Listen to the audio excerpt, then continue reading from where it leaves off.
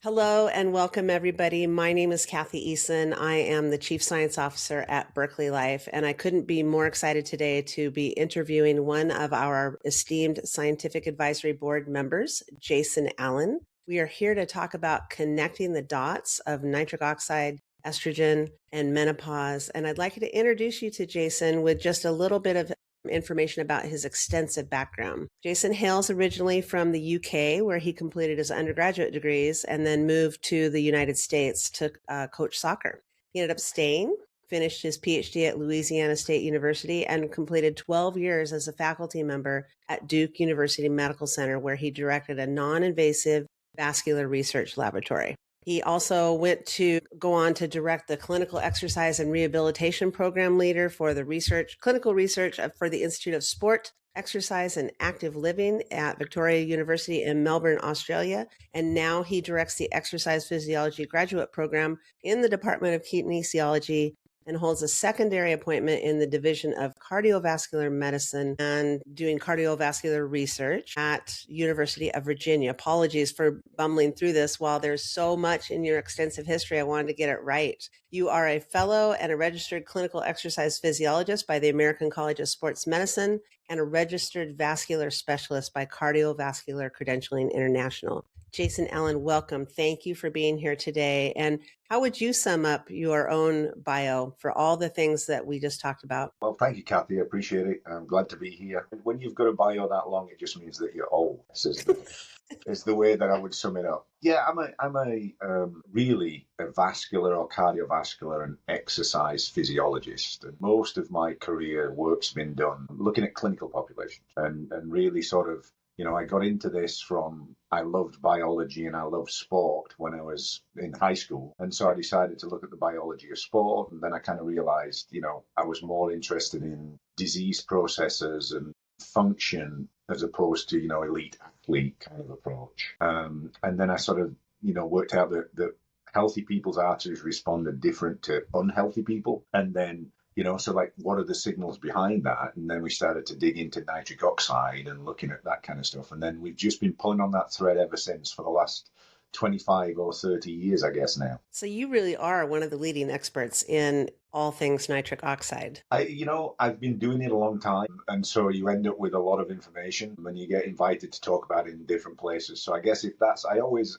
reluctant to say expertise, but yes, I've got a fair bit of knowledge. Well, I think I can call you an expert, and I'm really honored to ask you some questions today. And thank you again for joining us here. Excuse me. As you know, Berkeley Life has a new menopause and heart health support product. We're really excited about it, but you have a big part in this story. And I'd like to hear the story a little bit from your words, sort of what inspired this direction for Berkeley Life, because you were a part of it and you're part of the origin story. Can you share a bit about some of those early conversations you had with Berkeley Life? Sure. So I'm going to give you a little bit more background to this. So we were working in the area of nitric oxide and disease states, as I mentioned. I'm looking at peripheral arterial disease and heart failure, because all of these situations, you lose this ability to produce nitric oxide endogenously or in the body as cardiovascular disease progresses.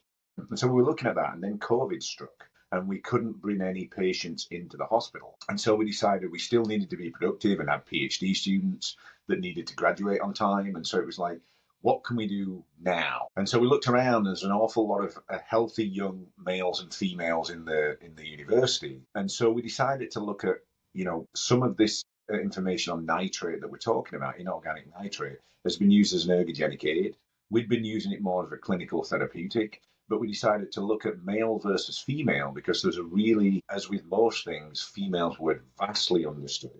And so we looked at the effects on exercise performance, both aerobic and kind of power and strength between males and females. And what we found is we kind of did it that we did males and then we did females with low estrogen phase of the menstrual cycle. So the early follicular phase. And then also again in the late follicular phase when estrogen was higher. And, we just then looked at the data and it seemed like there was this inverse relationship between how much they benefited and the estrogen levels. So the males seemed to benefit the most. The early follicular phase seemed to be somewhere in the middle. And then the late follicular phase with higher estrogen benefited the least. And so that led us into all kinds of questions then. Okay, well, the logical question when you think about it is, what about post-menopause? When estrogen was there and it's not there, can nitric oxide or inorganic nitrate help in that situation? And so then we started to investigate that and our early studies. And so this is what we're looking at a lot now. This is kind of all the females in my lab have basically now taken over. And we're looking at this, in all kinds of different studies. And how we can maybe help compensate for this lack of endogenous estrogen post-menopause. That's so great. And I love that you got creative in a time of pandemic when you didn't really have any options, but you needed these amazing students to get their work in and to get some research going. So I applaud that creativity, and especially because it's led us to where we are now and really finally talking about menopause, menopausal signs and symptoms, but not only that, but the risk, the cardiovascular disease risk that develops when this hormonal imbalance is not really addressed appropriately. So tell me in your words, in your expertise words, why is nitric oxide such an important piece of the menopause puzzle? So, a lot of reasons, right? So we're talking about, as you kind of mentioned in the build up to this question, you look at cardiovascular disease incidence. And, males and females, as we get older, we tend to lose nitric oxide endogenous production with age. But in females, there's this really demarcation point. Our cardiovascular risk increase, but in females, this demarcation point is really menopause. Females overtake males in terms of cardiovascular risk at menopause. Other things change, as we can probably talk about as we go along. And so it's really what's happening at this point. And obviously estrogen and progesterone and follicle stimulating hormones, there's a lot of changes happening at this point in time. And we know that nitric oxide is really important for cardiovascular health, among these other things. And so, we know when you start to look into this and dig a little bit deeper, estrogen tends to increase this bioavailability of nitric oxide in a couple of different ways. One is it makes the body make more of it. So estrogen has receptors inside cells in the nucleus that turn on the machinery to make nitric oxide and the proteins that make nitric oxide. And then lots of the cells in the cardiovascular system also have estrogen receptors that tell them to make nitric oxide. So one is kind of the production side of it. And then the other side of it is when these hormonal changes, we increase inflammation and we increase what we call reactive oxygen species, which can do damage. And nitric oxide helps combat these. But obviously, if you've got a limited pool of nitric oxide, then you can only combat this to a certain extent. So it's one, we can make more of it, and two, we can kind of deal with some of the consequences in terms of inflammation and reactive oxygen species that occur, hormonal changes around menopause as well. That's those two main reasons. Love it. And as you're talking about this, I'm thinking about what was the reaction of those younger subjects that you were working on through their menstrual phase and the changes in their hormones? Were they able to really understand the big picture of this is a health factor I need to pay attention to for my life? So I think at that point, they're all sort of 21, 22. And what I think they really valued from this, and it's been amazing, when you say coming up with these ideas and being flexible, you've got to realize, one of the best things about this job is we've got these young, smart, well-motivated, resourceful people that I get to work with and get to try and train. And a lot of it is just sort of you piggyback from things that they come up with, right? So they kind of get the significance of this. Some of the people that were subjects in the study thought it was cool and get to see this stuff, and then they learn more about it. But that's, for them, this is 40 years away or 25 years away. But I think it's definitely changing in terms of females or women in general appreciate that there's been very little scientific attention paid to them. It's been real male dominated for a lot of different reasons. And so now that I feel like that's changing a little bit, or in our lab it's changing. And so that all of the females in our lab are driving a lot of this. They love it, and they've launched. They got money from the Jefferson Trust, where they've launched, a community health day where women come in across the age spectrum and look at exercise prescriptions and seminars and talks, and so it's been really well accepted. I think it's a gap that females in general are really excited about when you start talking or investigating. Yeah, well, I know this female is very excited about it because I have spent my career, looking for more research that really wasn't there. And now you're graduating PhD students who are going to carry that on. So I want to thank you again for that. that alone is a huge contribution to the research and to the future of women's health. So thanks for putting these talented, smart young people out into the world for us. So, with all these insights gained around the relationship between estrogen and nitric oxide production and utilization, how do you think this helped Berkeley Life shape the current direction of the product we've gone to? Well, so we've sort of moved in this area, and it's become fascinating. Really, I mean, it's kind of the physiology is from a purely academic standpoint. The physiology is fascinating, and from a society standpoint, half of the population are female, probably a little bit over half of the population are female.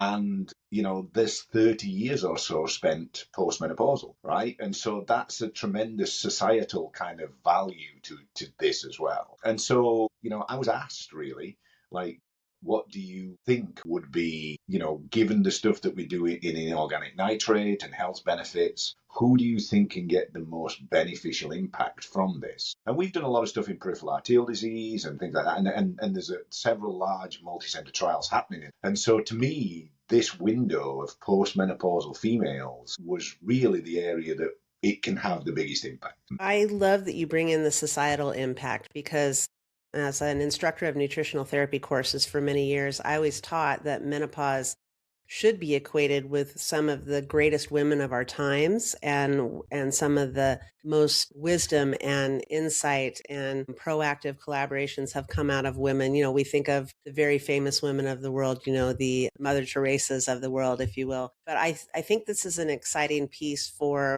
society in general because we Sure. are now seeing that women, when their hormones change and if they're taking care of themselves, they have so much more to offer based on their experience, their wisdom, their challenges, trials, and tribulations that they've already gone through. And now we're helping them find a way to do it in a way that is, shall I say, more comfortable, better health span, better longevity, but with vitality and Sure. vibrancy. Yeah. And I hope that a lot of women in the postmenopausal area will really pay attention and stand up and use their talents as they should.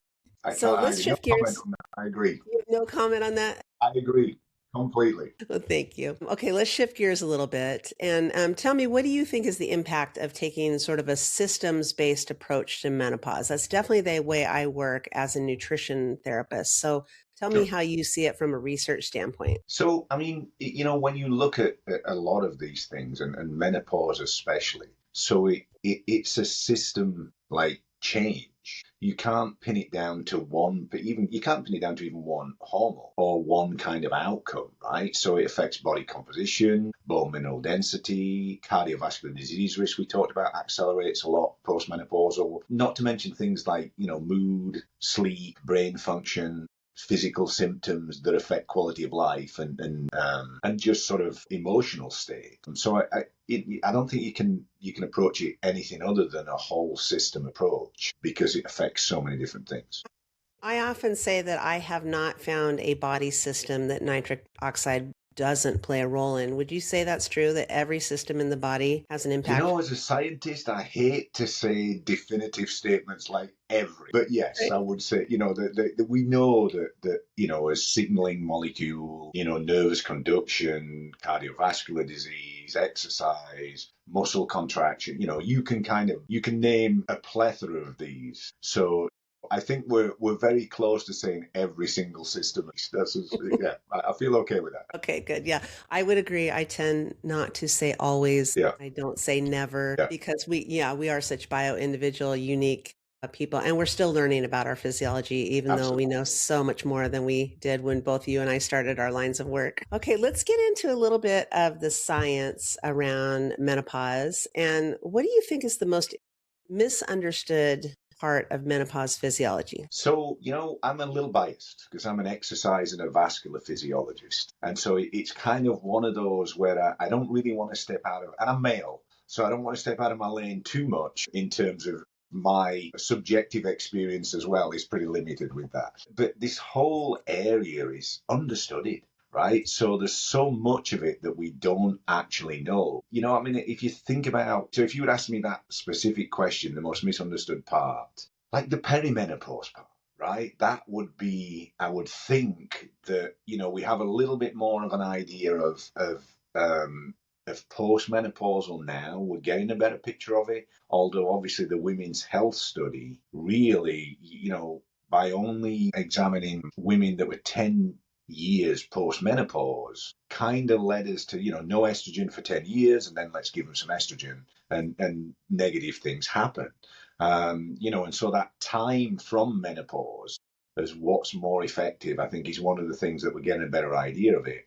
But again, perimenopause, because it's so different, right? Some people, it can be a shorter process. Some people, maybe years in the process. And so people tend to think that it's like really quick, and so I would say that part is still the really not really studied area where post-menopause we started to realize we made mistakes scientifically and starting to correct those. But it did set things back quite a while. So a lot of it, females are understudied. So a lot of it. Yeah, I agree with your statement there. And I think it's important to recognize that now that women are talking about it, we are understanding more and more of that bio unique experience of perimenopause. And I'm glad we're having that conversation. I find it funny when men tend to cringe around the conversation still. So thank you for being one of the men in the world getting that conversation Well, out there. you have to understand it's a strange situation. I don't want to be mansplaining menopause to anybody here. It just happens to be we've ended up moving in that direction, and from a physiology perspective, it's really really interesting. And like I said, the social impact of it is really good. So it's a good area to work in. Although I do appreciate I am male, so I think we can agree that your research and your years of study of the physiology of menopause allows you to be a qualified expert, and we will okay, try not to cringe as you share your knowledge with us. perfect, perfect. Okay, so tell us, with that knowledge of physiology, tell us a little bit about what does estrogen loss matter beyond just, or why does estrogen loss matter beyond hormone loss? Well, I think, we mentioned this a little bit earlier. So, with menopause, it's not just estrogen, right? So progesterone, follicle stimulating levels go up. And they have this wide range of systemic effects. So we mentioned mood, sleep, emotions, bone mineral density, quality of life. So all of these things are affected with this change. It's just sort of, it is this whole body system kind of situation. So you already told us a little bit of this, but tell us what happens to nitric oxide levels during that menopausal transition that does increase that risk for women versus men in that cardiovascular category. So yeah, as we age, what we find is our nitric oxide, our endogenous or within body production of oxide levels tend to fall as we age. Just part of the normal process. The thing that we mentioned earlier is the things that are making more nitric oxide bioavailability. Estrogen seems to be critical to this, and so to have that point in lifespan where there's such a dramatic change. I think that's the key to it and why nitric oxide is so important in this post-menopausal or perimenopausal transition phase, because it's gone from lots to none. Why do you think blood flow is so central to menopause symptoms? So, when you think about it, it's just, it's important in everything. So blood is not just, I mean, we think about blood that transports oxygen, but it also transports hormone, right? So by definition, a hormone is something that's released in one place and transported to another place where it can have signaling effects. So one, we've got this idea that, blood flow has to carry these hormones and deliver them or not, depending on whether they're there or not. When we talk about atherosclerosis is a disease of lack of blood flow, right? When we have a cardiovascular event, but also when you're talking about like brain function, and you're talking about even symptoms such as hot flashes and that kind of stuff. Blood's really responsible for a large part of regulating body temperature, whether it's sweating and making more blood flow to the skin, or it's, reducing blood flow just to the central organs when you're really cold so that you don't waste heat. So it's kind of really, really implicated in many of the things that we talk about in regardless of the male or female physiology, but especially around hormonal transport changes and then when signaling starts to sort of be a little dysregulated. Okay, as we wrap up our interview today, let's focus a little bit about nitric oxide impacts on our daily life. And how do you see nitric oxide decline showing up in daily life, maybe specifically for those and postmenopausal women? So to start with, all of the things that we've talked about, whether it's sleep or, there's lots of work being done in as an ergogenic or sports benefit in athletes. And what the consensus seems to be is maybe not so much in elite athletes, but in older, sort of less fit people, it may help in athletic performance because it does a lot of things, including blood flow, muscle function, all of these things. And so as we age, things change. We lose elasticity in arteries and vessels. Mm. We lose, explosive fast twitch fiber types as we age as well, right? And then we lose nitric oxide. And so, given that it's involved in all of these processes, the ability to try and maintain those levels have this plethora of effects that across multiple systems. So, I mean, it's a really broad answer, but that's kind of the answer I think is probably most appropriate. I think in the perimenopausal age category, the things I hear the most are I just don't feel like I used to. I just don't Sure. feel like I'm the same person I used to be. And so the questions I follow up with tend to be very relevant to just activities of daily living.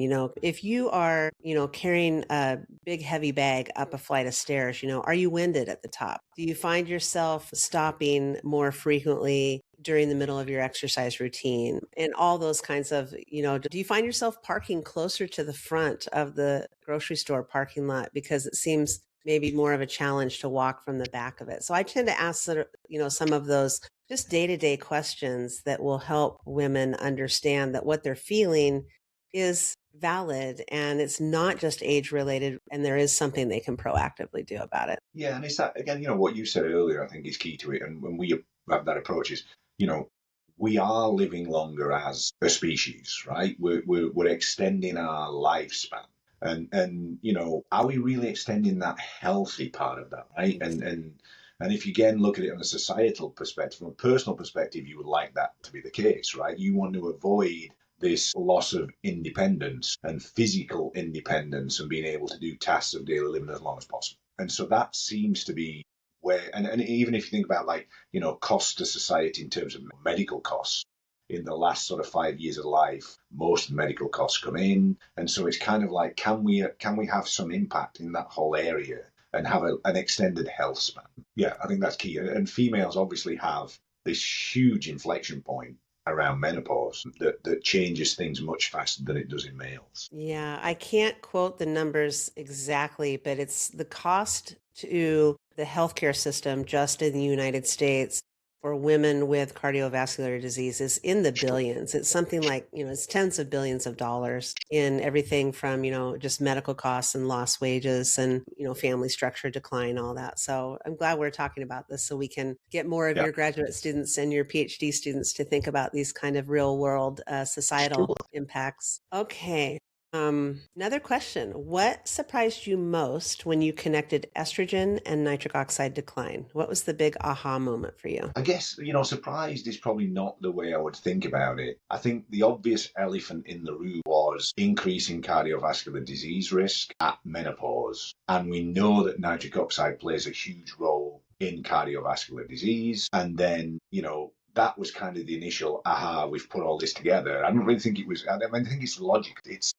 And then I think then you get into all the other things that you kind of learn that, well, wait a second. So it's not just there's an increased risk of cardiovascular disease, and everybody's seen those graphs. It's, well, yeah, maybe response to exercise is not the same. And body composition changes instead of visceral fat stored between the organs and things like that. The quality of life, and then things that are reported on this sort of objective level as I don't feel good or I don't feel the same I felt. And so I think once you've sort of opened that Pandora's box with the obvious, as I call it, the elephant in the room, then you get sort of drawn into all of these other things that you're going, oh, okay, and that as well. And oh, okay, I get, that kind of thing. So, yeah, I would say Right. that's it probably. So we know that there's no one best way to support our bodies. Thinking about that same aspect, what do you think is the fastest way to support nitric oxide levels? So, again, I think it's more a case of do you want the fastest or do you want the best? Right. And so my approach to this is, and when I say the best, I mean something that's going to be effective, that can be sustainable, it's economically viable. And so something that you can have an impact over a long period. And obviously, my research for the last 20 years now, which started with peripheral arterial disease and noticing changes in nitric oxide and things like that 20 years ago. We've spent a long time now looking at oral inorganic nitrate as this viable approach to do it. And so, that's where we worked for all of that time. So I'm a little biased, but it seems to be probably the best way of doing it that I've come across so far. From a dietary aspect, what's your favorite nitrate-rich food? Just curious. So, it's like your mum was right. Eat your greens is one of them. And we started with this. When we originally did this, again, peripheral arterial disease in, I guess, 2009, we started doing this. This was before all the supplements and before, they made beet juice and they made all these other concentrate stuff. We sort of looked it up and found that there was a lot of this in beet juice. For our very first experiment, we had people drink half a litre of beet juice. So I can tell you after that, that's probably not my favourite way. I love So, beets, and that's a lot of beet juice. yeah. So what we found is, that idea of, when you're talking about diet from a perspective, inorganic nitrate in green leafy vegetables and that kind of stuff seems to be good for you. Right. And we have those longevity studies that suggest that kind of diet in a Mediterranean or a DASH diet, which is really high in inorganic. What the research seems to suggest that, in meats, not so much cured, especially when you cook them. Right. So there is nitrates and nitrites in meats as well to help them keep the red color and stuff like that. But when you cook those, they can create this sort of nitrosamine effect that's a carcinogen. So it's kind of working out, making sure you're getting this in the right place in the right form. And we now intuitively know this. It's been around so long that green leafy vegetables are good for you. But some of the data suggests that, I don't know if it'll be enough. There's some studies a while ago that looked at, increasing it in diet. And I guess the literature differs. So if you have a healthy diet rich in inorganic nitrate, green leafy vegetables, stuff like that, epidemiologically, it seems to predict better health outcomes. When we've looked at short-term studies where we give people this diet, we're not sure that it increases their inorganic nitrate and circulating NO metabolite levels the same way it does directly supplement. And so that bit's a little bit of a mystery in terms of how that is, but that's just what the data tells. Can you, for listeners who don't know, can you describe the difference between organic nitrates and inorganic nitrates as we use in our Berkeley Life products and as we find in the diet? Sure. The organic, basically, is it based around carbon? Right. And so the most simple version of this is when somebody takes a nitroglycerin pill under their tongue, organic nitrate tends to be able, the reason you put it under your tongue is because it can get into the circulation super fast. Right. And it can get through cells super fast. And then it causes vasodilation. When somebody has chest pain, you want to vasodilate the arteries in the heart very quickly, so that if it's blocked a little bit, you can widen them out and relieve some of the chest pain. And consequently, everything kind of vasodilates and arteries get bigger and blood would rush to your feet and you would fall over, right? So that's organic nitrate as an easy example. Inorganic nitrate doesn't do that. So it doesn't kind of get through cells quite as easily as that. The big advantage we have from that is that you don't have this immediate, like 30-second or 2-minute effect. And so, when we take this stuff, it has to be processed and it actually gets reduced by bacteria in the mouth and then circulates in the blood in this kind of almost this nitric oxide-like form that can easily be converted to nitric oxide. So the big difference is it can't. And we really would like that stuff that's maintained over a period of 8 to 12 hours so it stays available in the system. So kind of, a basic explanation of the differences there. Love it. Thank you. I get that question a lot. So I wanted to ask Sure. you, a physiology expert, to a better definition than I was giving. Sure. Okay, one final question here. Why do you think nitric oxide has been so overlooked in women's health for so long? Is it just too simple? So, no, I mean, I think, again, you've got to think about it as why has women's health been overlooked for so long, right? And I think there's several things to think about. Forever, we've sort of said that women are just small men and we should just study, like men and then apply it to women. That's not really the case. Right? Why? So why is that big? And I think there's a lot of different, think of societal attitudes. Well, do you want to have women, or 30, 40, 50 years ago, do we really want to have females who are going to have babies involved in trials and Mm. medical trials? No, we probably, the answer was always, no, we don't want to do that.